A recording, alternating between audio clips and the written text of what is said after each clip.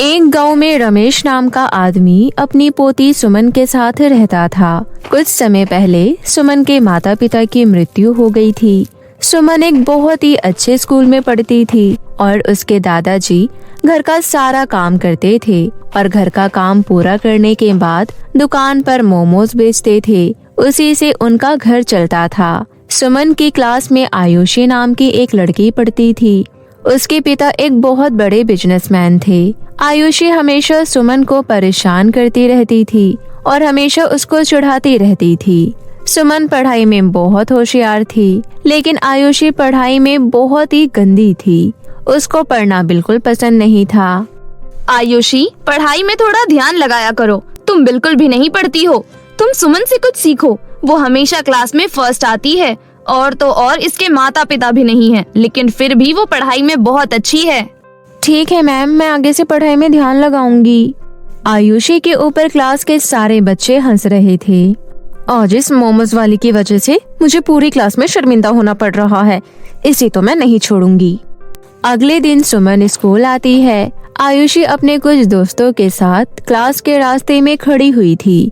जब सुमन अपनी क्लास में जा रही थी तो आयुषी उसको धक्का मारकर गिरा देती है। तुम पागल हो क्या? तुमने मुझे धक्का क्यों मारा? मैं तुम्हारी शिकायत टीचर से करूंगी। अरे जा जा, मैंने तुझे कोई धक्का वक्का नहीं दिया, तो खुद गिरी है, समझी? तुम सब बताओ, क्या मैंने इस मोमोज वाले को धक्का मारा है? नहीं, तुमने धक्का नहीं मारा, ये अपने आप गिरी है। सुन लिया तूने, मैंने तुझे धक्का नहीं मारा। अब तू जिसे चाहे उसे बता सकती है। तेरी बात का कोई भी विश्वास नहीं करेगा। इसके बाद सभी बच्चे सुमन पर हंसने लगते हैं। सुमन को बहुत गुस्सा आ रहा था। ऐसे क्या देख रही है मुझे? खाएगी क्या? सुमन बहुत गुस्से में थी, लेकिन वो वहाँ से चली जाती है। अकड़ देखो इस मोमोज वाले की, इसकी अकड़ निकालनी होगी। तुम बिल्कुल सही बोल रही हो, हमें इसकी अकड़ निकालनी होगी। मैंने भी इसको जमीन पर लाकर नहीं पटका तो मेरा नाम भी आयुषी नहीं। कुछ दिनों बाद आयुषी का जन्मदिन था। उसके जन्मदिन पर हमेशा बहुत अच्छे से सजावट होती थी और इस जन्मदिन पर भी ऐसा ही था। Happy birthday to you, happy birthday to you, happy birthday dear Ayushi, happy birthday to you. Thank you mummy papa. बेटी, आज हमने शहर की सबसे बड़ी पार्टी ऑर्गेनाइज की है। हर कोई उस पार्टी को देखता रह जाएगा। तुम चाहो तो अपने दोस्तों को भी बुला सकती हो। इसके बाद आयुषी अपने स्कूल जाती है। सभी सुनो, आज मेरे पिता ने शहर की सबसे बड़ी पार्टी ऑर्गेनाइज की है। और सुन मोमोज वाली, तुम भी आ जाना। ठीक है आयुषी, मैं जरूर आऊंगी। और हाँ, थोड़े अच्छे कपड़े पहन कर आना। अपनी इज्जत का नहीं, लेकिन मेरी इज्जत का ख्याल रखना। शाम को सुमन तैयार होकर आयुषी के घर जाती है। अरे वाह, मैंने ऐसी पार्टी आज तक नहीं देखी। क्यों सुमन, आंखें फटी की फटी रह गई ना? ऐसी पार्टी तो तूने अपनी जिंदगी में तो क्या कभी सपने में भी नहीं देखी होगी। अगर तुम अब आ ही गई हो तो अच्छे से खाना खा कर ही जाना। और हाँ, जो तुम ये गिफ्ट लेकर आई हो उसे बाहर डस्टबिन में फेंक देना। मुझे तुम जैसे गरीबों से गिफ्ट लेना बिल्कुल पसंद नहीं है। इतना कहकर आयुषी वहाँ से चली जाती है। थोड़ी देर बाद केक काटा जाता है। आयुषी केक लेकर सुमन के पास आती है। सुमन, ये लो केक। सुमन केक लेने के लिए अपने हाथ आगे बढ़ाती है कि तभी आयुषी उस केक को जानबूझकर नीचे गिरा देती है और वो केक कुत्ता खाने लग जाता है। ओह शिट, ये केक तो नीचे गिर गया। एक काम करो, तुम इस केक को जल्दी से साफ करो। आयुषी, मैं गरीब हूँ, इसका मतलब ये नहीं कि मैं कुत्तों से भी गई गुजरी हूँ। सुन सुमन, ज्यादा भाषण मत दे। आज मेरा जन्मदिन है। तुम मुझे अपने जन्मदिन पर एक टॉफी तक नहीं खिलाती और तुम मुझसे उम्मीद करती है कि मैं तेरे को केक खिलाऊंगी, और वो भी इतना महंगा केक। चुपचाप यहाँ से चली जा, भिखारिन कहीं की। देख लेना, मैं अपने जन्मदिन पर तुझसे अच्छा और महंगा केक लेकर आऊंगी, और तू भी मेरे जन्मदिन पर जरूर आना। केक तो दूर, तेरे घर में पेस्ट्री भी आ जाए वही बहुत बड़ी बात है। गुस्से में सुमन अपने घर चली जाती है। क्या बात है बेटी, तू उदास क्यों है? दादाजी, सब लोग मेरा बहुत मजाक उड़ाते हैं और कुछ दिनों बाद मेरा भी जन्मदिन है। क्या आप मुझे एक बड़ा सा केक और नई ड्रेस ला कर दोगे? मैं भी अपने दोस्तों को दिखाऊंगी कि मेरे दादाजी भी किसी से कम नहीं है। आप मेरे लिए केक और ड्रेस लेकर आएंगे ना दादाजी? बस इतनी सी बात, तुम चिंता मत करो बिटिया, मैं तुम्हारे लिए बहुत ही बड़ा और सुंदर केक लेकर आऊंगा। सुमन का भी जन्मदिन आ जाता है। आज सुमन का जन्मदिन था। ए मोमोज वाली, आज तो तेरा जन्मदिन है ना, और तुझे अपनी शर्त तो याद है ना? हाँ, मुझे सब कुछ याद है। आज मेरे दादाजी को बहुत बड़ा मोमोज का ऑर्डर मिला है। मोमोज को बेचकर मेरे दादाजी बहुत सारे पैसे लेकर आएंगे और उन पैसों से मेरे लिए एक बहुत अच्छा और बड़ा केक आएगा। शाम को तुम भी आना और केक खाकर जाना। सुमन के दादा मोमोज का ऑर्डर पूरा कर लेते हैं और उन्हें बेचने के लिए निकल जाते हैं। मोमोज खरीदने वाला इंसान आयुषी का पिता ही था। अरे पिताजी, क्या आपने मोमोज का ऑर्डर दिया है? आप एक काम करो, उस ऑर्डर को कैंसिल कर दो। आयुषी के पिता आयुषी की बात मान जाते हैं। ठीक है बेटी, जैसी तुम्हारी मर्जी। थोड़ी देर बाद सुमन के दादाजी आयुषी के घर पहुंच जाते हैं। ये लीजिए भाई साहब, आपके गर्मा गर्म मोमोज। अब मुझे मेरे पैसे दे दीजिए। अरे जा भाई जा, अपने घटिया क्वालिटी के मोमोज यहाँ लेकर मत आ। मैं अच्छे और फेमस रेस्टोरेंट के मोमोज खाता हूँ। नहीं मालिक, ऐसा मत कीजिए। आज मेरी पोती का जन्मदिन है, मुझे उसके लिए केक और ड्रेस लेकर जाना है। वो घर पर मेरा इंतजार कर रही है। कुछ तो रहम करो मालिक। अरे जा, मुझे तेरे मोमोज नहीं खरीदने, नहीं तो चौकीदार को बुलाकर तेरी बहुत पिटाई करवाऊंगा। बेचारा रमेश अपनी मोमोज की टोकरी उठाकर वहाँ से चला जाता है। हे भगवान, अब मैं अपनी पोती की इच्छा कैसे पूरी करूंगा? एक काम करता हूँ, गली गली जाकर अपने मोमोज बेचता हूँ।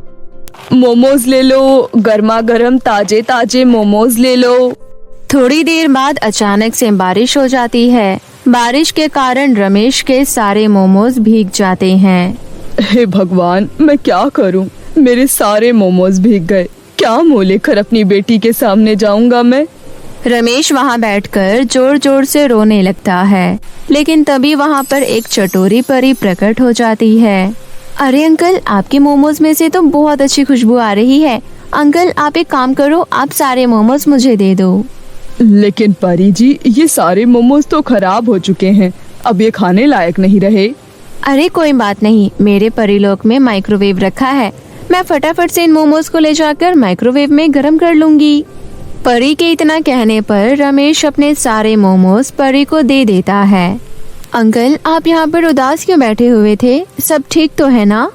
इसके बाद रमेश परी को सारी बात बताता है। इसके बाद परी अपने जादू से रमेश को एक चांदी का लहंगा और सोने का केक देती है। ये लो अंकल, ये चांदी का लहंगा और सोने का केक है।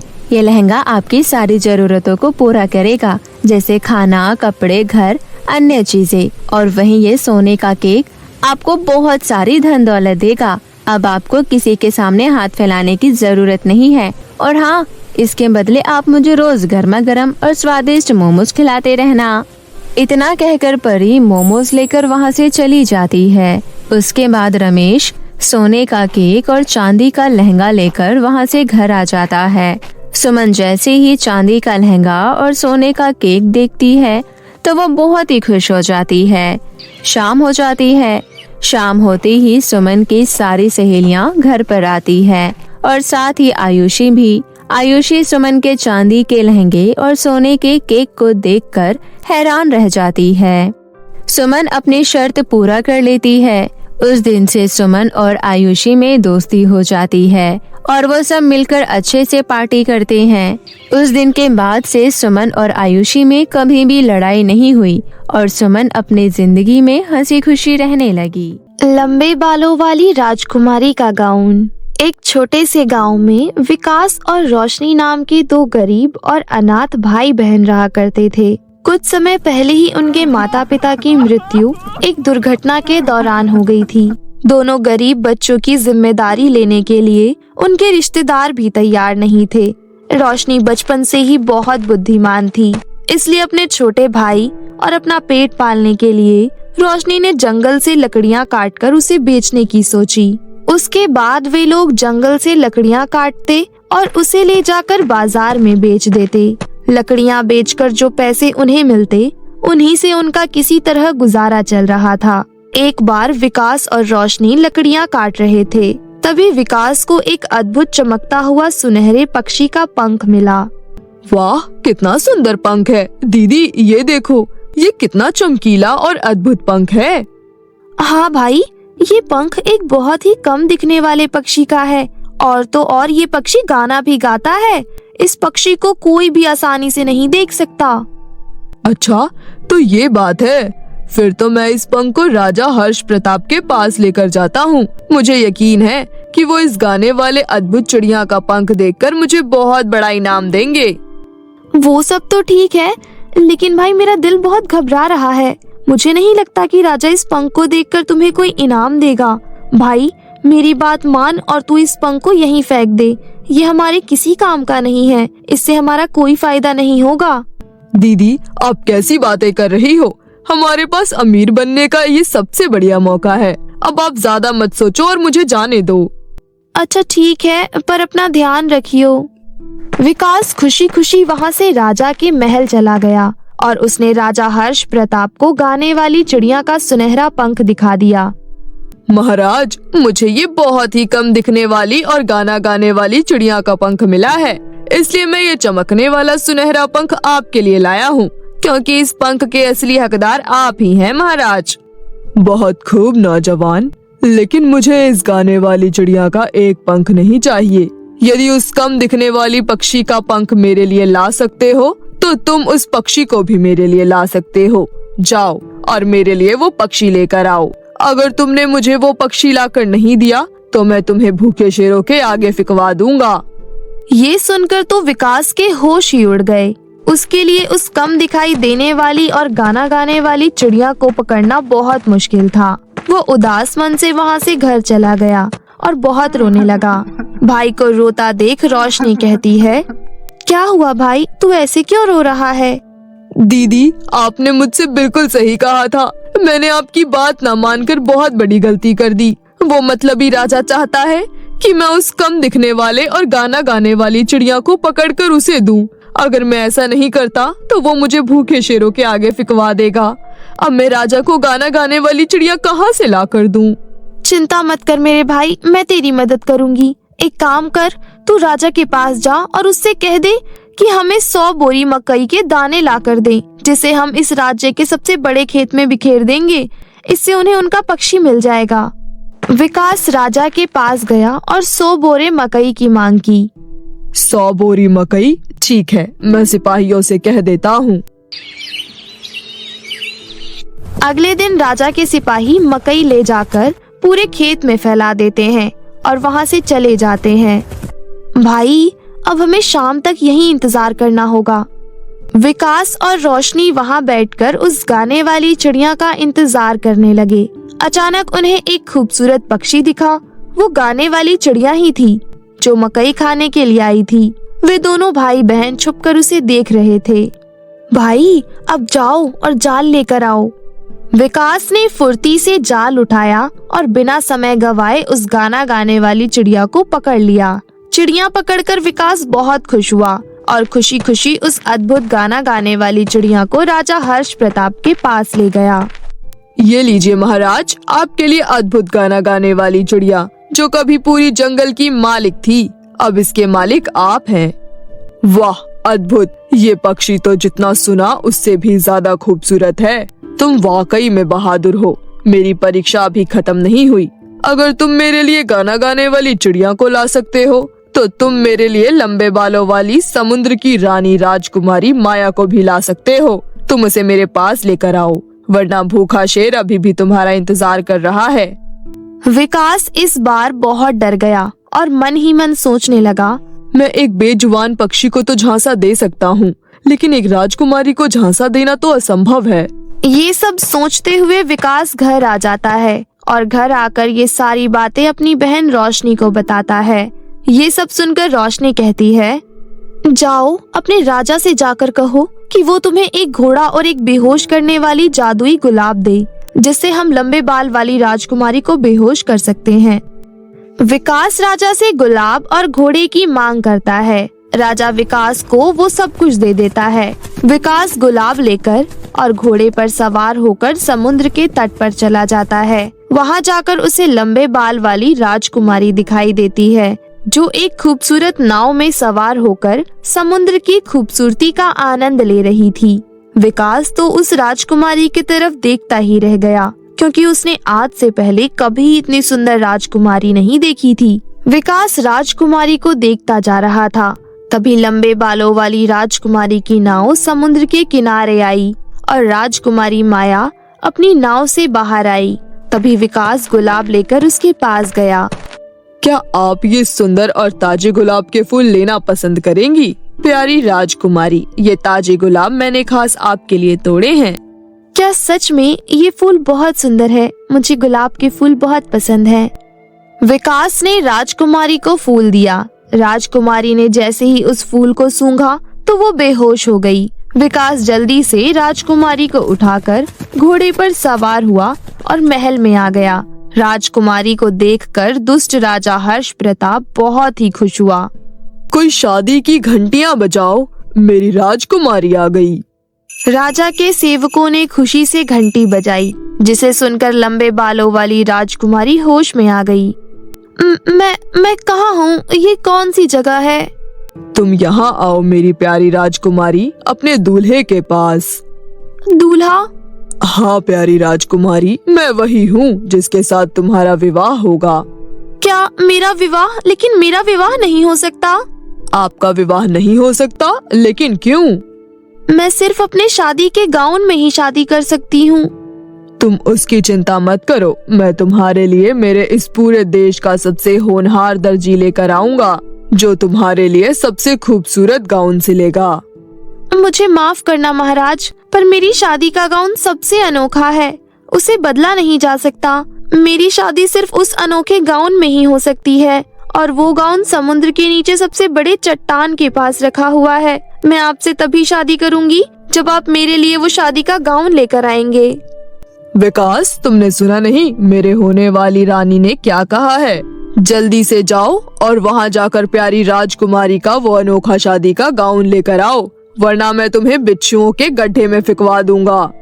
ये सुनकर विकास हक्का बक्का रह गया और अपनी बहन को जाकर सारी बात बताने लगा। बस अब बहुत हुआ, अब मुझे पता है आगे क्या करने की जरूरत है। मुझे अपने साथ समुद्र तट पर ले चलो। विकास अपनी बहन रोशनी को लेकर समुद्र तट पर आता है। मेरी प्यारी दोस्त मछली, बाहर आओ, मुझे तुम्हारी मदद की जरूरत है, बाहर आओ। रोशनी के इतना बोलते ही समुद्र से एक विशाल मछली बाहर आई। हेलो मेरी प्यारी दोस्त, इतने बरसों के बाद तुमसे मिलकर बहुत खुशी हो रही है। आज तुम्हारी वजह से ही मैं जिंदा हूँ। कहो तुम्हें क्या परेशानी है? उसके बाद रोशनी ने अपनी सारी परेशानी मछली को बताई। उसके बाद मछली ने अपने बाकी दोस्तों को बुलाया, जो अपने साथ एक अनोखी दवाई की शीशी लेकर आए थे। उन्होंने विकास को वो अनोखी दवाई पीने को कहा। उस जादुई दवाई को पीने के बाद विकास ने समुद्र में डुबकी लगाई। विकास समुद्र में बिना किसी परेशानी के तैर रहा था। तैरते तैरते विकास समुद्र के नीचे पहुंच गया और उसे वहां बड़ी सी चट्टान दिखाई दी। वे उसके पास गया और उसने उस चट्टान को उठा लिया। तभी सभी मछलियां मिलकर उस गाउन को चट्टान के नीचे से खींचकर बाहर ले आईं। इसके बाद विकास भी पानी से बाहर आ गया। विकास के बाहर आने के बाद उसकी बहन रोशनी उससे कहती है, आखिर तुम्हें ये गाउन मिल ही गया। मेरे भाई, अब तकरीबन सब कुछ ठीक होने ही वाला है। तकरीबन क्यों? मुझे अभी एक और मुसीबत का सामना करना है, लेकिन उसके लिए मुझे तुम्हारी और तुम्हारे केकड़े दोस्तों की मदद की जरूरत है। वो क्या है? तुम कैसी मदद चाहती हो मुझसे? उसके बाद रोशनी मछली को सारी बात बताती है, जिसकी उसने योजना बनाई थी। ठीक है, इस काम में हम सब तुम्हारी मदद जरूर करेंगे। चलो अब चलते हैं। मछली अपने केकड़े दोस्तों को बुला लेती है। उसके बाद विकास उस गाउन को लेकर महल में राजा के पास गया। महाराज और राजकुमारी, मैं ये शादी का गाउन समुद्र तट से निकाल कर ले आया हूँ। बहुत ही बढ़िया, अब तो राजकुमारी को मेरी रानी बनने से कोई नहीं रोक सकता। अब मैं और मेरी रानी हमेशा खुशी खुशी रहेंगे। हाँ बिल्कुल, लेकिन मैं ये गाउन आपको तभी दूंगा जब आप पूरे राज्य से अपने बुरे बर्ताव के लिए माफी मांगेंगे। नहीं, मैं ऐसा कुछ नहीं करने वाला। मैं सबसे शक्तिशाली राजा हूँ और तुम मुझे कह रहे हो कि मैं माफी मांगू? हरगिज नहीं, ऐसा कभी नहीं हो सकता। मैं कभी किसी से माफी नहीं मांगूंगा। ठीक है महाराज, फिर तो मुझे अपने दोस्तों को बुलाना ही पड़ेगा। मेरे दोस्त आ जाओ। विकास के इतना कहते ही केकड़े का झुंड राजा की ओर बढ़ने लगा। हे भगवान, ये केकड़े मेरे महल में कहाँ से आ गए? अरे कोई भगाओ इन्हें। केकड़े लगातार राजा की ओर बढ़ रहे थे। ये देखकर राजा डर से महल में इधर उधर भागने लगा। छोड़ दो मुझे, छोड़ दो, सैनिकों मुझे बचाओ, नहीं तो ये गंदे केकड़े मुझे मार डालेंगे। सैनिक केकड़े की ओर दौड़े, लेकिन केकड़ों ने उन्हें काट लिया, जिसकी वजह से सैनिक वहां से भाग गए। राजा दौड़ते हुए अपनी बालकनी में आ गया। मैं तुम्हें अभी इन केकड़ों से बचा सकता हूँ। जल्दी से मेरी बात मान लो और सभी से माफी मांग लो, वरना ये केकड़े तुम्हें नहीं छोड़ेंगे। हाँ हाँ ठीक है, मैं राज्य के सभी लोगों से माफी मांगता हूँ। मैं एक नीच और बेईमान राजा हूँ। मैं सबसे अपने किए की माफी मांगता हूँ। बहुत अच्छे, अब ये भी कहो कि मैं इस राज्य की राजगद्दी छोड़ता हूँ। नहीं, ऐसा कभी नहीं होगा। तो ठीक है मेरे केकड़े दोस्त, आगे बढ़ो। नहीं, ठीक है, मैं इस राज्य की राजगद्दी छोड़ने के लिए तैयार हूँ। आज से मैं यहाँ का राजा नहीं हूँ। बहुत अच्छे, सैनिकों इधर आओ, इस राजा को ले जाकर तहखाने में डाल दो। सैनिक राजा को ले गए और उसे ले जाकर तहखाने में कैद कर दिया। उसके बाद लंबे बाल वाली राजकुमारी माया विकास का धन्यवाद करती है। तुम्हारा बहुत बहुत शुक्रिया, तुम बहुत ही बहादुर और अच्छे नौजवान हो। नहीं राजकुमारी, आप मेरा शुक्रिया मत कीजिए। ये सब तो मैं अपनी बहन रोशनी की वजह से कर पाया हूँ, और दूसरा मेरी बहन के दोस्तों की वजह से मैं इस दुष्ट राजा को सबक सिखा पाया हूँ। ये सुनकर राजकुमारी माया मुस्कुराने लगी और फिर उसने रोशनी और उसके केकड़े दोस्तों का धन्यवाद किया। उसके बाद विकास उस राज्य का अगला राजा बना और लंबे बालों वाली राजकुमारी से उसकी शादी हुई।